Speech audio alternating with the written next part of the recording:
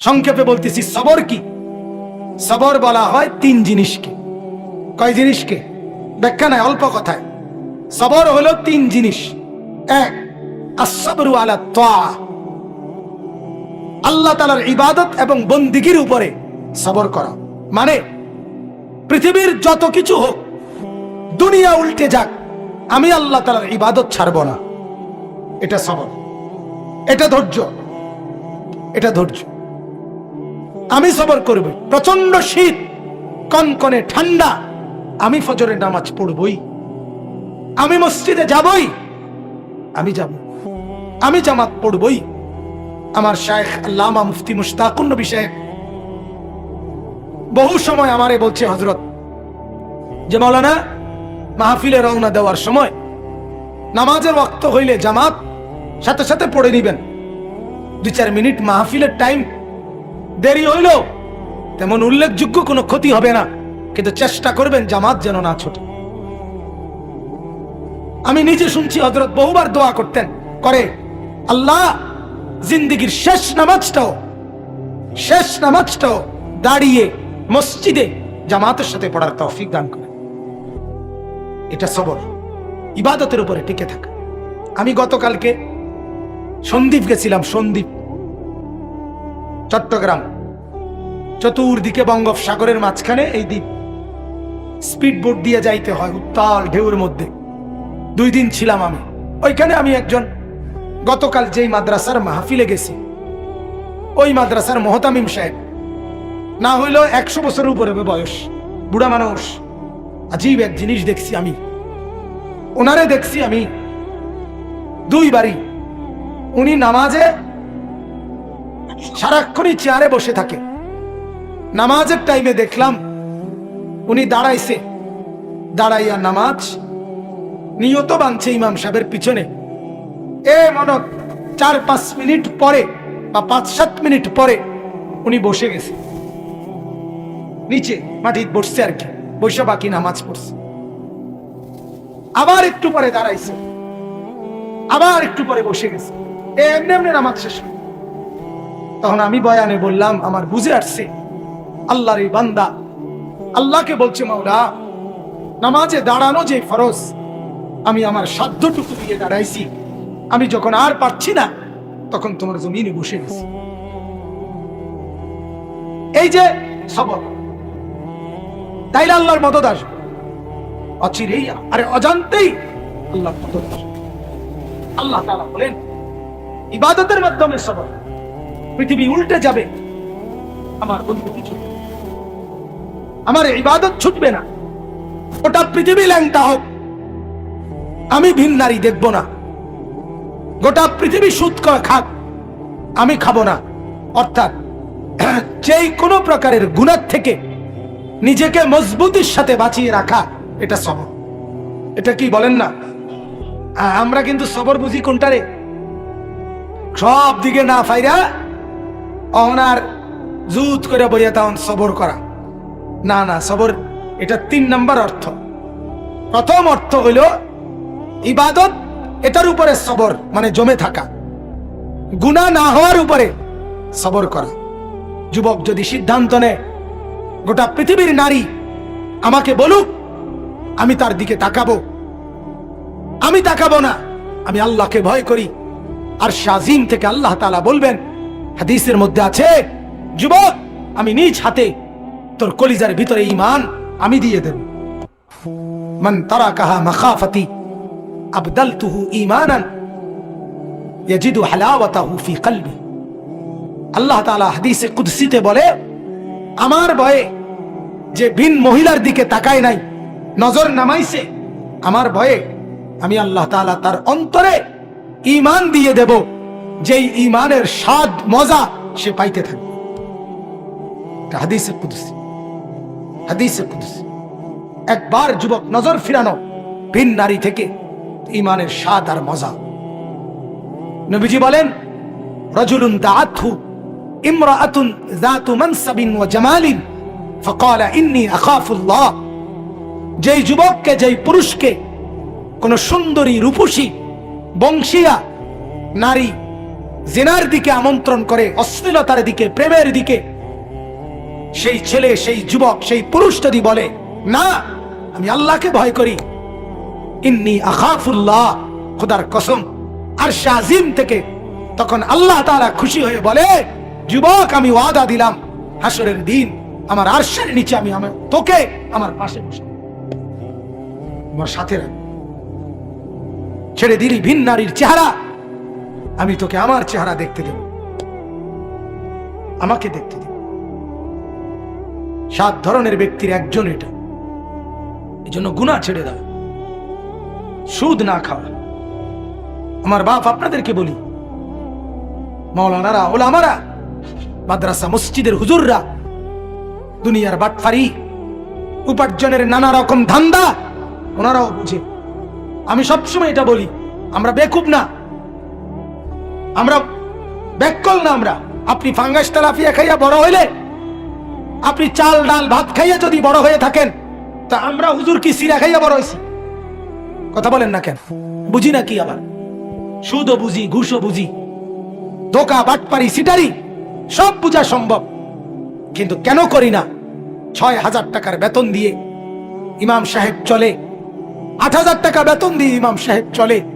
এত বড় মাদ্রাসা এই মাত্র হিসাব দিল, মোহতামিম সাহেবের হিসাব শুনে আমি অবাক হয়ে গেলাম। আয়ের চাইতে কি পরিমাণ বেশি ব্যয়, ঋণ কি পরিমাণ! আহা, আমি এই বছর খুলনা চিল্লা লাগাইছিলাম তাবলীগের সফরে, 40 দিন খুলনায়। এই সফরে আমি Khulna university, Khulna medical college এবং খুলনা ইঞ্জিনিয়ারিং ইউনিভার্সিটি, তিনটাতেই আমি গেছি। আমাদের জামাত মেহনত করছে। প্রত্যেকটার জমি এরিয়া 116 একর, এক একটা 115, 16, 17 একর। 1 একর মানে 100 শতক। কত বড় বিস্তীর্ণ জায়গা নিয়ে কোটি কোটি টাকা ব্যয় করে, খরচ করে ওই সমস্ত প্রতিষ্ঠানে। আর আমাদের এক একটা মাদ্রাসায় বছরে সামান্য কিছু টাকা, অল্প কিছু উপার্জন দিয়ে না খেয়ে না দে মালিকের 30 দিন, মালিকের 365 দিন কাটায় শুধু একটা আশায় বুক বেঁধে যে মাওলা দুনিয়া যা দিলেন দিলেন না, হাসরের ময়দানে জান্নাত দিয়ে পুরায় দিয়ে। এই আশা। আমরা বোকা না, আমরা বুঝি, আমরা বুঝি। আমরাও একটা বড় লোভে আছি, আমরা একটা বড় লোভে আছি। তোমার লোভ 60 বছরের, আমার লোভ অনন্তকালের। তুমি লোভ করো 60 বছরের, আমি লোভ করি অনন্তকালের।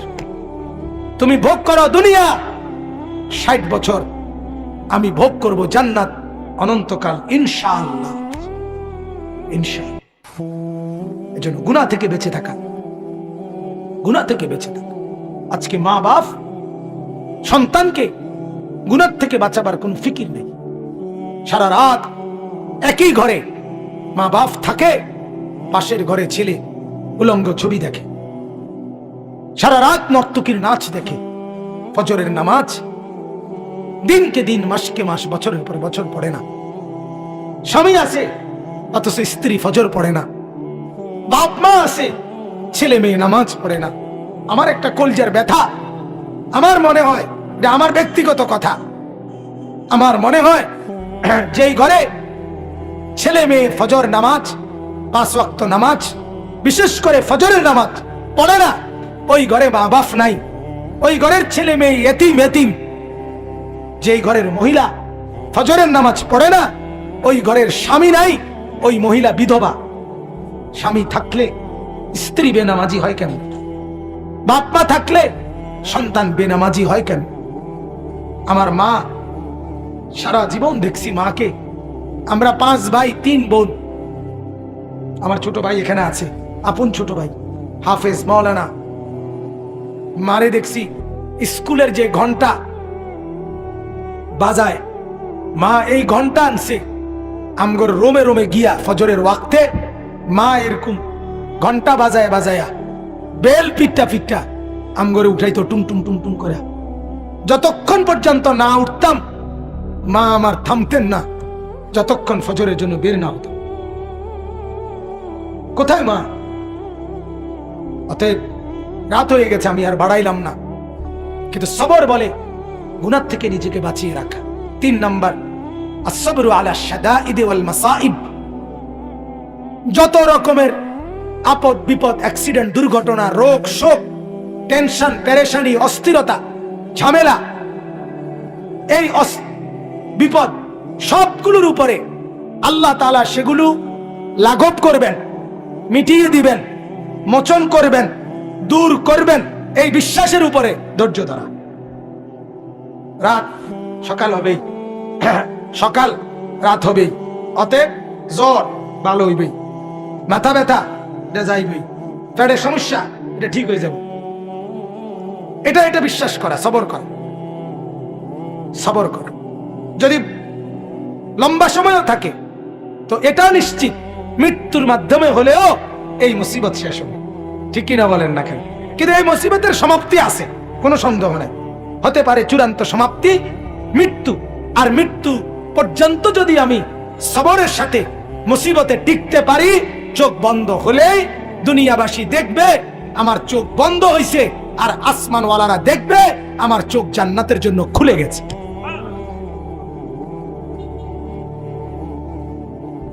অতএব সবর, আল্লাহ তাআলা বলেন সবরের সাথে আমার কাছে চাও। শিরাকানা আলাই, জুতার ফিতা ছিঁড়ে গেলেও নবীজি বলছে আল্লাহর কাছে বলো। ইযা সাআলতা ফাসআলিল্লাহ, কিছু চাও আল্লাহর কাছে, নবীজি বলছে। ইযা ইসতাআনতা ফাসতাইন বিল্লাহ, সাহায্য প্রার্থনা করো আল্লাহর কাছেই করো। ইহফাজিল্লাহ ইয়াহফাজকা, আল্লাহকে তুমি খেয়াল রাখো, আল্লাহ তোমাকে খেয়াল রাখবে। ইহফাজিল্লাহ তাজিদহু আমামাকা, আল্লাহকে হেফাজত করো, খেয়াল রাখো, আল্লাহকে তুমি তোমার সামনেই পাবা। নবীজি বলছে, নবীজি বলছে। অতএব আমরা আল্লাহর কাছ থেকে যা পেতে চাই তার জন্য প্রথম শর্ত কি করতে হবে বলেন না? সবর। কি করতে হবে বলেন? সবরের 1 নাম্বার অর্থ কি? ইবাদতের উপরে টিকে থাকা। 2 নাম্বার অর্থ কি? গুনাহ ছেড়ে দেওয়ার উপরে টিকে থাকা। 3 নাম্বার অর্থ কি? যে কোনো মুসিবতে ধৈর্য ধারণ করা। এই 3টা মিললে হয় সবর। ত্রিভুজ, 3 বাহু মিললে হয়। আমার শায়েখ আল্লামা মুফতি মুশতাকুন নবী সাহেব বলে 3 জিনিস, গুনাহ ছেড়ে দেওয়া, আর করবেন না ওয়াদা দেওয়া, লজ্জিত হয়ে ক্ষমা চাওয়া, এই 3টা মিললে হয় তওবা। হযরত প্রায় উদাহরণ দিয়া বলে যে এই কাগজে যদি কেউ লেখে চ আকার চা, তাইলে কোনো চা না, এটা লেখছেন আর কি, চা পাতা চিনি পানি, 3টা মিললে হয় চা। ঠিক কিনা বলেন না? হ্যাঁ ঠিক। ইবাদতের উপরে জমে থাকলাম, গুনাহ ছেড়ে দেওয়ার উপরে টিকে থাকলাম, আগত মুসিবতে ধৈর্য ধরলাম, হ্যাঁ 3টা মিললে আল্লাহ তাআলার কোরআনের ভাষায় সেটাকে বলে সবর। আর হইল নামাজ। নামাজ হাদিসের মধ্যে আছে, আল্লাহ নবী সাল্লাল্লাহু আলাইহি সাল্লামের সাহাবীরা বলেন ইদা হাযাবাহু আমরুন ফাযাআ ইলাস সালাহ। নবীজির সাহাবীরা বলতেন যখনই নবী কোনো পেরেশান হতেন সাথে সাথে নামাজের দিকে ছুটতেন, নামাজ পড়তেন, নামাজ পড়তেন। উম্মতের হালাত তো হলো এই, সুখের নামাজ তো পড়েই না, দুঃখ মুসিবতেও নামাজ পড়ে। ডাকাইতে ডাকাইতে এমন শক্ত ডাকায়, ডাকাইতে তার বিবি হসপিটালে, তার বড় অপারেশন, সে রিসিপশনে বইয়া টেলিভিশন, হসপিটালের টেলিভিশন, কথা বলেন না কেন? তার বাপের রক্ত পরীক্ষা করছে, রিপোর্ট দিব আধা ঘন্টা পরে, এই ডাকাইতে বইসা টেলিভিশন। আল্লাহর প্রতি তার কোনো খেয়াল নাই, কোনো খেয়াল। মুসিবতে পড়েও নামাজে নাই, মুসিবতে নামাজে নাই। এজন্য আমি বললাম আল্লাহ তাআলা বলেন নামাজ, তুমি নামাজ পড়ো, তোমার জরুরত, তোমার প্রয়োজনীয় বিষয় আমি দেখব। আল্লাহ তাআলা বলেন আমি জানি কি লাগবে না লাগবে। অতএব বাপ নবীজির আখলাক ছিল এটা, যে কোনো পেরেশানিতে তিনি নামাজে দাঁড়াইতেন। ফাজাইলে আমালের মধ্যে শেখুল হাদিস হযরত মাওলানা জাকারিয়া রাহমাতুল্লাহ আলাইহি বলছেন, আমরা পড়ছি এটা হাদিসের, হযরত আনাস রাদিয়াল্লাহু তাআলা আনহুকে একদিন জিজ্ঞেস করছে ও আল্লাহর নবীর সাহাবী, নবীজির জামানায় যখন ঝড় তুফান হইতো আপনারা কি করতেন? হযরতে আনাস বলেন, আরে আল্লাহর বান্দা, নবীজির জামানায় আকাশ যদি অন্ধকার হইতো তাইলেই তো আমরা নামাজে দাঁড়ায় যাইতাম। ঝড় তুফান তো পরের কথা।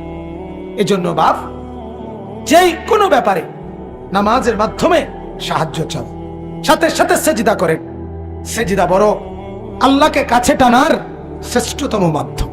বান্দা যখন সেজদা করে তো আল্লাহ তাআলা মাথায় পিঠে হাত বুলায় দেয়, আদর করে। আকরাবু মা ইয়াকুনুল আবদু মির রাব্বিহি ওয়া হুয়া সাজিদ। নবীজি বলে, বান্দা আল্লাহ তাআলার সবচেয়ে কাছে আসে যখন সে সেজদা করে। এজন্য আমার আজকের কথা এতটুকুই। এক কথা বললাম, আমরা ঈমানদার, মনে আছেনি? আমাদের ঈমানের পরিচয় যেন ছুটে না যায়। 2 নাম্বার, আমাদের করণীয় 2টা। আল্লাহর ইবাদত, সব ব্যাপারে আল্লাহর কাছে সাহায্য চাওয়া। আর আল্লাহর কাছে যাই চান, চাওয়ার পদ্ধতি কয়টা? 2টা। 1 নাম্বার সবর, বলেন। 2 নাম্বার নামাজ। সবর এবং নামাজ, এই 2টা আল্লাহ তাআলা দেখবেন, আপনাকে আপনার প্রার্থনাকৃত বিষয় আল্লাহ তাআলা সাথে সাথে দিয়ে দিবেন। আল্লাহ তাআলা আমাদেরকে তৌফিক দান করেন, আল্লাহ তাআলা আমাদেরকে কবুল করেন।